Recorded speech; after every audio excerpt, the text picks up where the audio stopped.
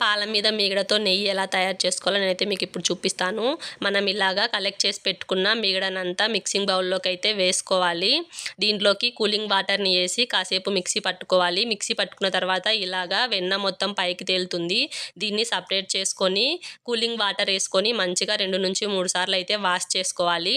దీన్ని గ్యాస్ పైన గిన్నె పెట్టుకొని అందులో వేసుకొని సిమ్లో ఉంచుకొని నిదానంగా కలుపుకుంటూ కరిగించుకోవాలి. కాసేపు తర్వాత మనకైతే ఇలాగా కలర్ చేంజ్ అవుతూ నెయ్యి అయితే తయారవుతుంది. చాలా మంచి స్మెల్తో వస్తుంది.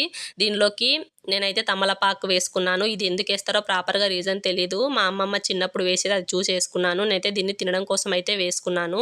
ఇదిగోండి చల్లారిన తర్వాత ఇలాగా వడకట్టుకుంటే మనకైతే హోమ్ మేడ్ నెయ్యి అయితే రెడీ అయిపోయింది. నిజంగా చాలా అంటే చాలా మంచి స్మెల్తో వచ్చింది. నేనైతే ఎలా వస్తుందో ఏదో టెన్షన్తో అయితే చేశాను, కానీ చాలా మంచిగా అయితే వచ్చింది. ఫస్ట్ టైం ఇంట్లో ట్రై చేశాను. మీరు కూడా ట్రై చేసి చూడండి.